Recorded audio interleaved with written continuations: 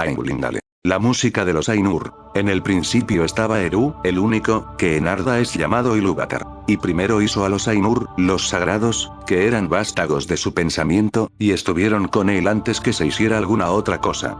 Y les habló y les propuso temas de música, y cantaron ante él y él se sintió complacido. Pero por mucho tiempo cada uno de ellos cantó solo, o junto con unos pocos, mientras el resto escuchaba. Porque cada uno solo entendía aquella parte de la mente de Ilúvatar de la que provenía él mismo, y eran muy lentos en comprender el canto de sus hermanos. Pero cada vez que escuchaban, alcanzaban una comprensión más profunda, y crecían en unisonancia y armonía. Y sucedió que Ilúvatar convocó a todos los Ainur, y les comunicó un tema poderoso, descubriendo para ellos cosas todavía más grandes y más maravillosas que las reveladas hasta entonces. Y la gloria del principio y el esplendor del final asombraron a los Ainur, de modo que se inclinaron ante Ilúvatar y guardaron silencio. Entonces les dijo Ilúvatar: del tema que os he comunicado, quiero ahora que hagáis, juntos y en armonía, una gran música. Y como os he inflamado con la llama imperecedera, mostraréis vuestros poderes en el adorno de este tema mismo, cada cual con sus propios pensamientos y recursos, si así le place. Pero yo me sentaré y escucharé, y será de mi agrado que por medio de vosotros una gran belleza despierte en canción. Entonces las voces de los Ainur, como de arpas y laúdes, pífanos y trompetas, violas y órganos, y como de coros incontables que cantan con palabras, empezaron a convertir el tema de Ilúvatar en una gran música. Y un sonido se elevó de innumerables melodías alternadas, entretejidas en una armonía que iba más allá del oído hasta las profundidades y las alturas, rebosando los espacios de la morada de Ilúvatar. Y al fin la música y el eco de la música desbordaron volcándose en el vacío, y ya no hubo vacío.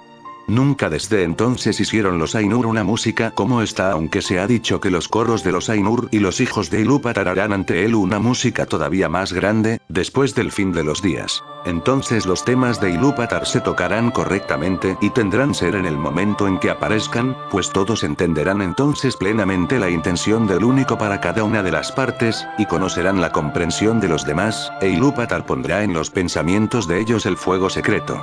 Pero ahora Ilúvatar escuchaba sentado, y durante un largo rato le pareció bien, pues no había fallas en la música. Pero a medida que el tema prosperaba, nació un deseo en el corazón de Melkor: entretejer asuntos de su propia imaginación que no se acordaban con el tema de Ilúvatar, porque intentaba así acrecentar el poder y la gloria de la parte que le había sido asignada. A Melkor, entre los Ainur, le habían sido dados los más grandes dones de poder y conocimiento, y tenía parte en todos los dones de sus hermanos. Con frecuencia había ido solo a los sitios vacíos en busca de la llama imperecedera, porque grande era el deseo que ardía en él de dar ser a cosas propias, y le parecía que Ilúvatar no se ocupaba del vacío, cuya desnudez le impacientaba. No obstante, no encontró el fuego, porque el fuego está con Ilúvatar, pero hallándose solo, había empezado a tener pensamientos propios, distintos de los de sus hermanos. Melkor entretejió algunos de estos pensamientos en la música, e inmediatamente una discordancia se alzó en torno, y muchos de los que estaban cerca se desalentaron, se les confundió el pensamiento, y la música vaciló. Pero algunos empezaron a concertar su música con la de Melkor más que con el pensamiento que habían tenido en un principio. Entonces la discordancia de Melkor se extendió todavía más, y las melodías escuchadas antes naufragaron en un mar de sonido turbulento. Pero Ilúvatar continuaba sentado y escuchaba, hasta que pareció que alrededor del trono había estallado una furiosa tormenta, como de aguas oscuras que batallaran entre sí con una cólera infinita que nunca sería apaciguada. Entonces Ilúvatar se puso de pie y los Ainur vieron que sonreía. Y levantó la mano izquierda y un nuevo tema nació en medio de la tormenta, parecido y sin embargo distinto al anterior, y que cobró fuerzas y tenía una nueva belleza. Pero la discordancia de Melkor se elevó rugiendo y luchó con él, y una vez más hubo una guerra de sonidos más violenta que antes, hasta que muchos de los Ainur se desanimaron y no cantaron más, y Melkor predominó. Otra vez se incorporó entonces Ilúvatar, y los Ainur vieron que estaba serio. E Ilúvatar levantó la mano derecha, y he aquí que un tercer tema brotó de la confusión, y era distinto de los otros. Porque pareció al principio dulce y suave, un mero murmullo de sonidos leves en delicadas melodías. Pero no pudo ser apagado y adquirió poder y profundidad. Y pareció por último que dos músicas se desenvolvían a un tiempo ante el asiento de Ilúvatar, por completo discordantes. La una era profunda, vasta y hermosa, pero lenta y mezclada con un dolor sin medida, que era la fuente principal de su belleza. La música de Melkor había alcanzado ahora una unidad propia. Pero era estridente, vana e infinitamente repetida, y poco armónica, pues sonaba como un clamor de múltiples trompetas que bramaran unas pocas notas, todas al unísono. E intentó ahogar a la otra música con una voz violenta, pero pareció que la música de Ilúvatar se apoderaba de algún modo de las notas más triunfantes y las entretejía en su propia solemne estructura. En medio de esta batalla que sacudía las estancias de Ilúvatar y estremecía unos silencios hasta entonces inmutables, Ilúvatar se puso de pie por tercera vez, y era terrible mirarlo a la cara. Levantó entonces ambas manos y en un acorde más profundo que el abismo, más alto que el firmamento, penetrante como la luz de los ojos de Ilúvatar, la música cesó. Entonces Ilúvatar habló, y dijo: poderosos son los Ainur, y entre ellos el más poderoso es Melkor. Pero sepan él y todos los Ainur que yo soy Ilúvatar. Os mostraré las cosas que habéis cantado y así veréis qué habéis hecho. Y tú, Melkor, verás que ningún tema puede tocarse que no tenga en mí su fuente más profunda, y que nadie puede alterar la música a mi pesar. Porque aquel que lo intente probará que es solo mi instrumento para la creación de cosas más maravillosas todavía, que él no ha imaginado. Entonces los Ainur tuvieron miedo aunque aún no habían comprendido qué les decía Ilúvatar. Y llenóse Melkor de vergüenza, de la que nació un rencor secreto. Pero Ilúvatar se irguió resplandeciente, y se alejó de las hermosas regiones que había hecho para los Ainur. Y los Ainur lo siguieron. Pero cuando llegaron al vacío, Ilúvatar les dijo: contemplad vuestra música.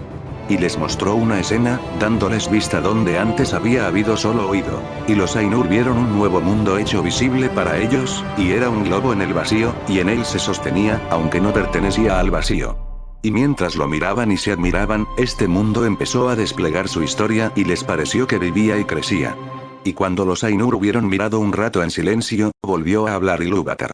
Y contemplad vuestra música. Este es vuestro canto y cada uno de vosotros encontrará en él, entre lo que os he propuesto, todas las cosas que en apariencia habéis inventado o añadido. Y tú, Melkor, descubrirás los pensamientos secretos de tu propia mente y entenderás que son solo una parte del todo y tributarios de su gloria. Y muchas otras cosas dijo Ilúvatar a los Ainur en aquella ocasión, y por causa del recuerdo de sus palabras y por el conocimiento que cada uno tenía de la música que él mismo había compuesto, los Ainur saben mucho de lo que era, lo que es y lo que será, y pocas cosas no ven. Sin embargo, algunas cosas hay que no pueden ver, ni a solas ni aun consultándose entre ellos. Porque a nadie más que a sí mismo ha revelado Ilúvatar todo lo que tiene él en reserva y en cada edad aparecen cosas nuevas e imprevistas, pues no proceden del pasado. Y así fue que mientras esta visión del mundo se desplegaba ante ellos, los Ainur vieron que contenía cosas que no habían pensado antes. Y vieron con asombro la llegada de los hijos de Ilúvatar y las estancias preparadas para ellos, y advirtieron que ellos mismos durante la labor de la música habían estado ocupados en la preparación de esta morada, pero ignorando que tuviese algún otro propósito que su propia belleza. Porque solo él había concebido a los hijos de Ilúvatar, que llegaron con el tercer tema, y no estaban en aquel que Ilúvatar había propuesto en un principio, y ninguno de los Ainur había intervenido en esta creación. Por tanto, mientras más los contemplaban, más los amaban, pues eran criaturas distintas de ellos mismos, extrañas y libres, en las que veían reflejada de nuevo la mente de Ilúvatar. Y conocieron aún entonces algo más de la sabiduría de Ilúvatar, que de otro modo habría permanecido oculta aún para los Ainur. Ahora bien, los hijos de Ilúvatar son elfos y hombres, los primeros nacidos y los seguidores. Y entre todos los esplendores del mundo, las vastas salas y los espacios, y los carros de fuego, Ilúvatar escogió como morada un sitio en los abismos del tiempo y en medio de las estrellas innumerables. Y puede que esta morada parezca algo pequeña a aquellos que solo consideran la majestad de los Ainur y no su terrible sutileza. Como quien tomara toda la anchura de Arda para levantar allí una columna y la elevara hasta que el cono de la cima fuera más punzante que una aguja. O quien considerara solo la vastedad inconmensurable del mundo que los Ainur aún están modelando, y no la minuciosa precisión con que dan forma a todas las cosas que en él se encuentran. Pero cuando los Ainur hubieron contemplado esa morada en una visión y luego de ver a los hijos de Ilúvatar que allí aparecían, muchos de los más poderosos de entre ellos se volcaron en pensamiento y deseo sobre ese sitio. Y de estos Melkor era el principal, como también había sido al comienzo el más grande de los Ainur que participarán en la música. y fingió, aún ante sí mismo al comienzo, dominando los torbellinos de calor y de frío que lo habían invadido, que deseaba ir allí y ordenarlo todo para beneficio de los hijos de Ilúvatar. Pero lo que en verdad deseaba era someter tanto a elfos como a hombres, pues envidiaba los dones que Ilúvatar les había prometido. Y él mismo deseaba tener súbditos y sirvientes, y ser llamado señor, y gobernar otras voluntades. Pero los otros Ainur contemplaron esa habitación puesta en los vastos espacios del mundo, que los elfos llaman Arda, la tierra, y los corazones de todos se regocijaron en la luz, y los ojos se les alegraron en la contemplación de tantos colores, aunque el ruido del mar los inquietó sobremanera. Y observaron los vientos y el aire y las materias de que estaba hecha Arda, el hierro y la piedra, la plata y el oro, y muchas otras sustancias, pero de todas ellas el agua fue la que más alabaron. Y dicen los Eldar que el eco de la música de los Ainur vive aún en el agua, más que en ninguna otra sustancia de la tierra. Y muchos de los hijos de Ilúvatar escuchan aún insaciables las voces del mar, aunque todavía no saben lo que oyen. Ahora bien, aquel Ainur a quien los elfos llaman Olmo, volvió sus pensamientos al agua y de todos fue a él a quien Ilúvatar dio más instrucción en música. Pero sobre aires y vientos quien más había reflexionado era Manwë, noble de nobles entre los Ainur. En la materia de la tierra había pensado Aule, a quien Ilúvatar había concedido una capacidad y un conocimiento apenas menores que los de Maikor. Aunque lo que deleita y enorgullece a Aule es la tarea de hacer y las cosas hechas, y no la posesión ni su propia maestría. Por tanto Dainos atesora, y está libre de cuidados, emprendiendo siempre nuevas tareas. E Ilúvatar habló a Olmo, y dijo: ¿No ves cómo aquí, en este pequeño reino de los abismos del tiempo, Melkor ha declarado la guerra contra tu provincia? Ha concebido un frío crudo e inmoderado, y sin embargo no ha destruido la belleza de tus fuentes, ni la de tus claros estanques. Contempla la nieve y la astuta obra de la escarcha. Melkor ha concebido calores y fuegos sin restricción, y no ha podido marchitar tu deseo, ni apoyar por completo la música del mar. Contempla más bien la altura y la gloria de las nubes, y las nieblas siempre cambiantes. Y escucha la caída de la lluvia sobre la tierra. Y en estas nubes eres llevado cerca de Manwë, tu amigo, a quien amas. Respondió entonces Olmo: en verdad, mi corazón no había imaginado que el agua llegara a ser tan hermosa, ni mis pensamientos secretos habían concebido el copo de nieve, ni había nada en mi música que contuviese la caída de la lluvia. Iré en busca de Manwë, y juntos haremos melodías que serán tu eterno deleite. Y Manwë y Olmo fueron desde el principio aliados, y en todo cumplieron con fidelidad los propósitos de Ilúvatar. Pero mientras Olmo hablaba todavía y los Ainur miraban absortos, la visión se apagó y se ocultó a los ojos de todos, y les pareció que en ese momento percibían algo distinto, la oscuridad, que no habían conocido antes excepto en pensamiento. Pero se habían enamorado de la belleza de la visión que allí cobraba ser, y les colmaba la mente. Porque la historia no estaba todavía completa, ni los ciclos del tiempo del todo cumplidos, cuando la visión les fue arrebatada. Y han dicho algunos que la visión cesó antes de que culminara el dominio de los hombres y la desaparición de los primeros nacidos, por tanto, aunque la música lo ocupaba todo, los Valar no vieron con los ojos las eras posteriores ni el fin del mundo. Entonces hubo inquietud entre los Ainur, pero Ilúvatar los llamó y dijo: sé lo que vuestras mentes desean, que aquello que habéis visto sea en verdad, no solo en vuestro pensamiento, sino como vosotros sois, y aún otros. Por tanto, digo, vean. Que sean estas cosas. Y enviaré al vacío la llama imperecedera, y se convertirá en el corazón del mundo, y el mundo será, y aquellos de entre vosotros que lo deseen, podrán descender a él. Y de pronto vieron los Ainur una luz, a lo lejos como si fuera una nube con un viviente corazón de llamas. Y supieron que no era solo una visión, sino que Ilúvatar había hecho algo nuevo. Ea, el mundo que es. Así sucedió pues que de los Ainur algunos siguen morando con Ilúvatar más allá de los confines del mundo. Pero otros, y entre ellos muchos de los más grandes y más hermosos, se despidieron de Ilúvatar y descendieron al mundo. Ilúvatar les impuso esta condición, quizá también necesaria para el amor de ellos: que desde entonces en adelante los poderes que él les había concedido se limitaran y sujetaran al mundo, por siempre, hasta que el mundo quedase completado, de modo tal que ellos fuesen la vida del mundo y el mundo la vida de ellos. Y por esto mismo se los llama los Valar, los poderes del mundo. Pero al principio, cuando los Valar entraron en Ea, se sintieron desconcertados y perdidos, pues les pareció que nada de lo que hablan visto en su visión estaba hecho todavía, y que todo estaba a punto de empezar y aún informe y a oscuras. Porque la gran música no había sido sino el desarrollo y la exploración del pensamiento en los palacios intemporales, y lo que habían visto, solo una prefiguración. Pero ahora habían entrado en el principio del tiempo, y advertían que el mundo había sido solo precantado y predicho, y que ellos tenían que completarlo. De modo que empezaron sus grandes trabajos en desiertos inconmensurables e inexplorados, y en edades incontables y olvidadas, hasta que en los abismos del tiempo y en medio de las vastas estancias de Ea, hubo una hora y un lugar en los que fue hecha la habitación de los hijos de Ilúvatar. Y en estos trabajos Manwë y Aule y Ulmo se empeñaron más que otros. Pero Melkor estuvo también allí desde el principio, y se mezclaba en todo lo que se hacía, cambiándolo si le era posible según sus propios deseos y propósitos. Y animó grandes fuegos. Por tanto, mientras la tierra era todavía joven y estaba toda en llamas, Melkor la codició y dijo a los otros Valar: este será mi reino, y para mí lo designo.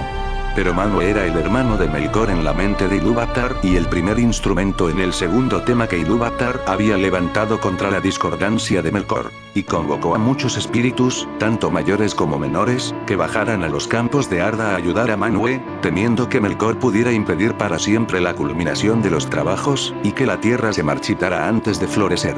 Y Manwë dijo a Melkor: este reino no lo tomarás para ti injustamente, pues muchos otros han trabajado en él no menos que tú. Y hubo lucha entre Melkor y los otros Valar. Y por esa vez Melkor se retiró y partió a otras regiones donde hizo lo que quiso. Pero no se quitó del corazón el deseo de dominar el reino de Arda. Ahora bien, los Valar tomaron para sí mismos forma y color. Y porque habían sido atraídos al mundo por el amor de los hijos de Ilúvatar, en quienes habían puesto tantas esperanzas, tomaron formas que se asemejaban a lo que habían contemplado en la visión de Ilúvatar, excepto en majestad y en esplendor. Además, esas formas proceden del conocimiento que ellos tenían del mundo visible más que del mundo en sí. Y no las necesitan, salvo como necesitamos nosotros el vestido, pues podríamos ir desnudos sin desmedro de nuestro ser. Por tanto los Valar pueden andar, si así les place, sin atuendo, y entonces ni siquiera los Eldar los perciben con claridad, aunque estén presentes. Pero cuando deciden vestirse, algunos Valar toman forma de hombre y otros de mujer. Porque esa diferencia de temperamento la tenían desde el principio, y se encarna en la elección de cada uno. No porque la elección haga de ellos varones o mujeres, sino como el vestido entre nosotros, que puede mostrar al varón o a la mujer pero no los hace. Mas las formas con que los grandes se invisten no son en todo momento como las formas de los reyes y de las reinas de los hijos de Ilúvatar, porque a veces se visten de acuerdo con sus propios pensamientos, hechos visibles en formas de majestad y temor. Y los Valar convocaron a muchos compañeros, algunos menores, otros tan poderosos como ellos, y juntos trabajaron en el ordenamiento de la tierra y en el apaciguamiento de sus tumultos.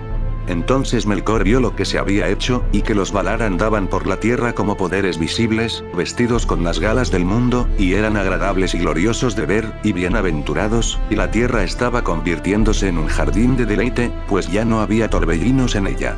La envidia de Melkor fue entonces todavía mayor, y él también tomó forma visible, pero a causa del temple de Melkor y de la malicia que ardía en él, esa forma era terrible y oscura. Y descendió sobre Arda con poder y majestad más grandes que los de ningún otro Valar, como una montaña que vadea el mar y tiene la cabeza por encima de las nubes, vestida de hielo y coronada de fuego y humo. Y la luz de los ojos de Melkor era como una llama que marchita con su calor y traspasa con un frío mortal. Así empezó la primera batalla de los Valar con Melkor por el dominio de Arda. Y de esos tumultos los elfos conocen muy poco. Porque lo que aquí se ha declarado procede de los Valar mismos, con quienes los Eldali hablaron en la tierra de Valinor y de quienes recibieron instrucción. Pero poco contaron los Valar de las guerras anteriores al advenimiento de los elfos. Se dice no obstante entre los Eldar que los Valar se esforzaron siempre, a pesar de Melkor, por gobernar la tierra y prepararla para la llegada de los primeros nacidos. Y construyeron tierras y Melkor las destruyó. Cavaron valles y Melkor los levantó. Tallaron montañas y Melkor las derribó. Ahondaron mares y Melkor los derramó. Y nada podía conservarse en paz ni desarrollarse, pues no bien empezaban los Valar una obra, Melkor la deshacía o corrompía. Y, sin embargo, no todo era en vano. Y aunque la voluntad y el propósito de los Valar no se cumplían nunca, y todas las cosas tenían un color y una forma distintos de como ellos los habían pensado, no obstante la tierra iba cobrando forma y haciéndose más firme. Y así la habitación de los hijos de Ilúvatar fue establecida al fin en los abismos del tiempo y entre las estrellas innumerables.